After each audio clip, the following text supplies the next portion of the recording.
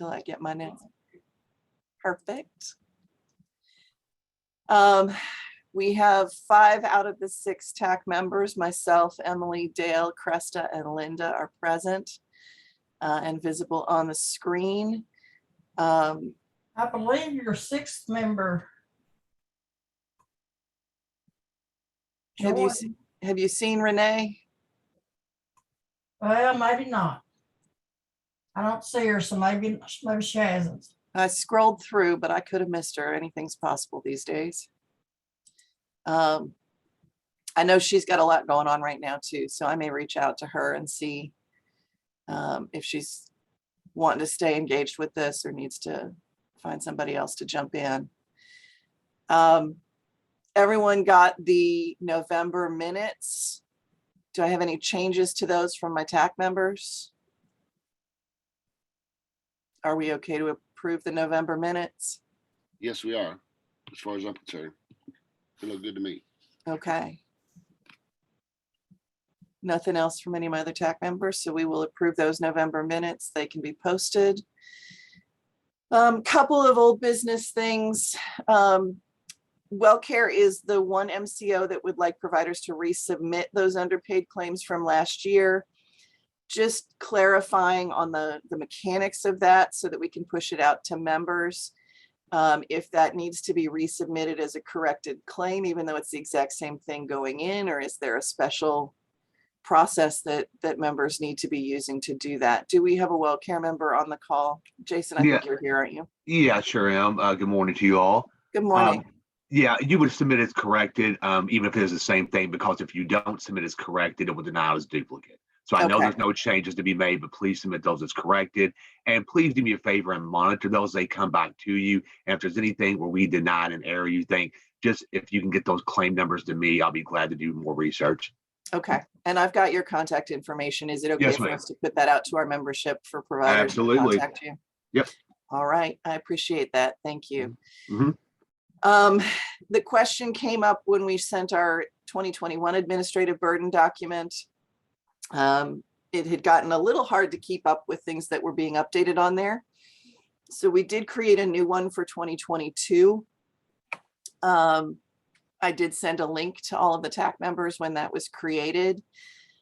Please feel free to share that link with other providers so that they can start listing things. What I am going to ask that we start doing is that if something is put on that document, then an organization and contact information is added to it so that we know who added the issue to the document.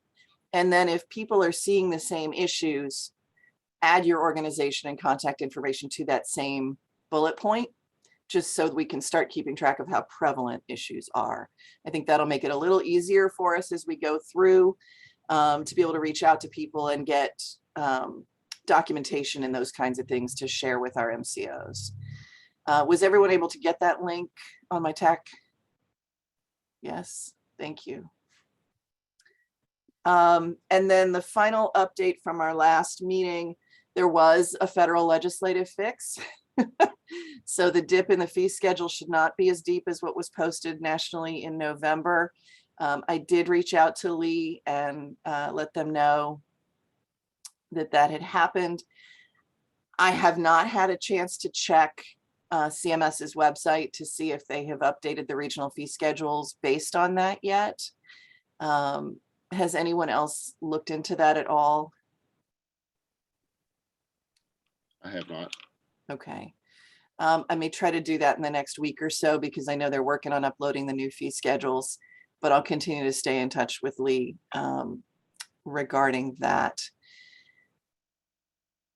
I know between our last meeting and this one, we had several holidays, so we didn't have a lot of conversation going on, but did any of my TAC members have any issues come up either internally or from constituents?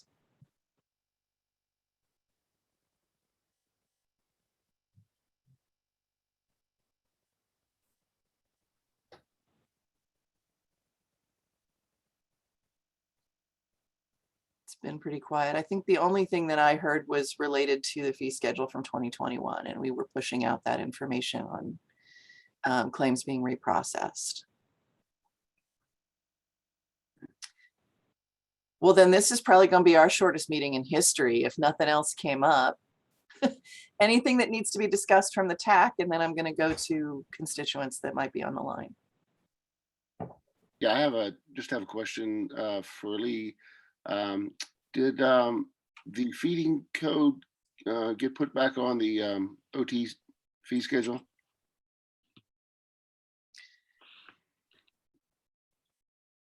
And I want to say that was from the September meeting. Yeah, the last meeting we had,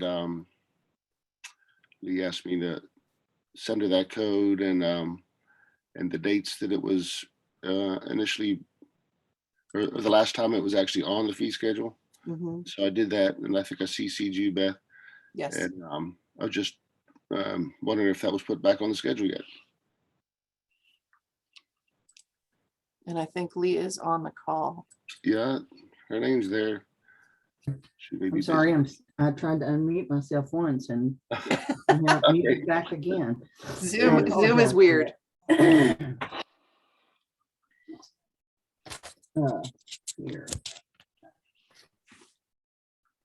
Let me try to. No, that's okay. It certainly is back on the news fee schedule for 2022. Thank you. We're still trying to actually research how it dropped off and when it dropped off. I know that I did get your information, and the information was sometime in September. Right? I thought it was on the September meeting agenda. Yeah. Well, it was the when the code dropped off. Oh, it was in September. Okay. Yeah. Yeah. So we're still trying to research what happened, if it was inundated, if it was for some reason we removed it, but I've yet to come up with a reason. So yes, we're still researching why it dropped off, but for sure it's on for 2022. Thank you very much. Wonderful. Thank you, Lee. You're welcome. Any other questions, concerns, issues from TAC?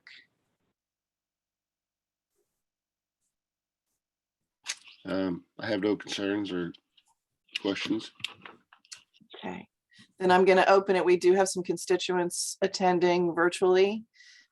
Any concerns from them that we had not heard of prior to this meeting?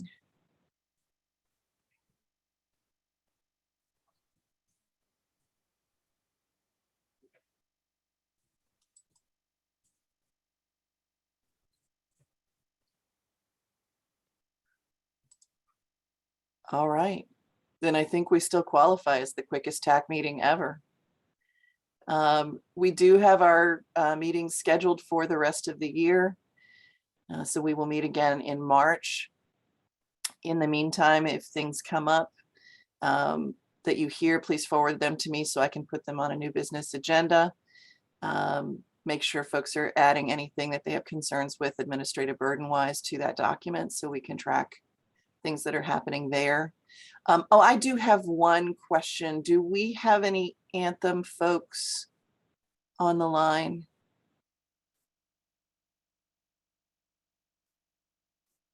Hi, this is Holly with Anthem. Hey, Holly. I know that on the commercial side, Anthem has been using AIM. Is there any plan to switch Medicaid to that? Or are we keeping our normal pre-auth process? Yeah, not that I'm aware of. The only thing that we use is our radiology authorizations for Medicaid. Okay. I'm not aware of that changing now. Okay, and then the same question for Humana with Cohere.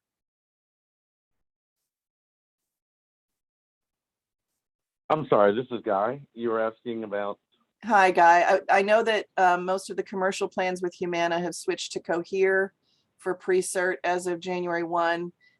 I was just inquiring if there was a potential for the Medicaid product to require Cohere as well. I will definitely check on that and I can get that over to you. I appreciate it.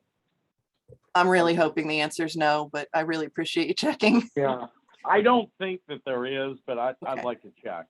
I would appreciate that. Thank you very much. You're All right, welcome. those were my two questions. Lee, I saw you light up. Did you have a comment?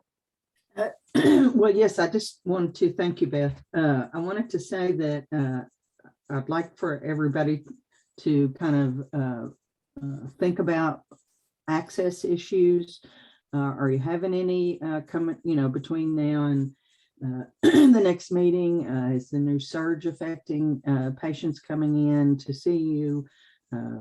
Just kind of how this first few months of the new year are impacting patients and your practice. So Absolutely. Absolutely. And I think some of that in 2021 was related to those administrative burden components. Getting authorizations in a timely manner, those kinds of things were really impacting. But I think the longer this pandemic drags on, the more we're seeing other things. So I agree, let's keep track of any kind of access issue that we're seeing with our members, our Medicaid members, and getting them in a timely manner. thank you, Beth. Yeah, absolutely. Hey Beth, do you happen to know when the 2022 fee schedule will be out? Well, and that was some of what we're looking at is I want to make sure it gets posted correctly. Mhm. And I'm trying to find out if the feds have posted the right regional adjustments, given what was passed just before Christmas, Okay. with the reduction in cut in the fee schedule, I guess is the best way to say it. So I know they're in the process of loading things. Correct me if I'm wrong, Lee. No, But you're not wrong. we're trying to work with them to make sure that it's loaded with the correct rates. Okay. Right. I don't expect it to be like this week, but hopefully, okay, fingers crossed by the 1st of February. Okay. I'm not promising that. Just let me say, okay, thank you, because we're not in control of every aspect of that, piece. Absolutely. Absolutely. Jacob Hatfield, you have your hand up. Yes, good morning. I wanted to ask about the repayments for all the 2021 claims for the MCOs. Mhm. We've only seen claims getting reprocessed and paid at the correct rate for Aetna. We haven't seen any other MCOs doing it. Of course, obviously, we know WellCare wants us to resubmit them. Can any of the other MCOs that are present speak to what their plan is? That's a good question, Jacob. From what we had heard in November, they were just going to be reprocessing all of them. But do we have, let's start with Anthem. We'll try to go alphabetically. This is Holly, and we'll have to check. I'm not exactly sure how the claims is doing that, so we'll have to check and get back to you. Okay. Humana. Yes, this is Guy. You were referring to the rate changes, the reprocessing of those claims? Correct. Okay. The global project is still in process, but the feedback that I've got from some providers that their claims have already been reprocessed, so we should be winding that up soon. Okay. So if we have folks that have not seen that reprocessing happen, should they reach out to Humana, to their provider rep? I would not yet until the actual global project is marked as closed and completed, and Okay. it is still open at this time. So we still are working those claims. Okay. There was a large number of claims, as you can expect, from around the state. And also, Beth, I have a confirmation on that. In 2022, on your last question, Yes. we're going to continue with Evacor and not be going to Cohere. Okay. Thank you for checking with that. You're welcome. United.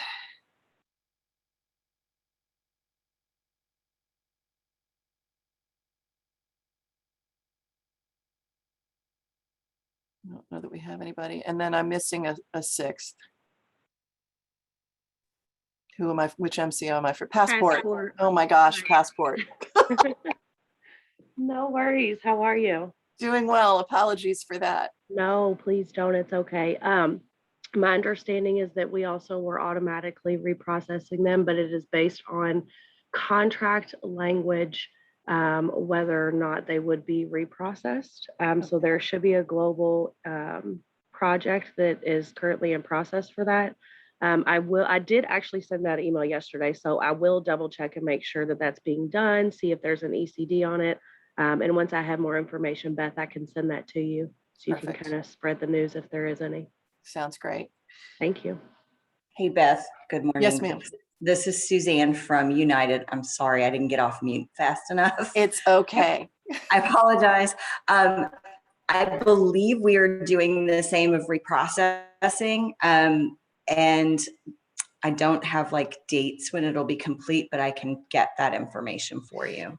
That would, for any of the the MCOs that are running these global projects, if you wouldn't mind sending me a notice when it's completed, and that way we can have constituents look and make sure, and if they did not receive the reprocessing they thought they should, they'll reach out at that point, and that way we're not having people bug you guys before the whole project is done. That would be wonderful. Sounds good. Appreciate it, everybody. Anything else? I recognize that on Zoom, I tend to talk quickly and not give people time to unmute, so.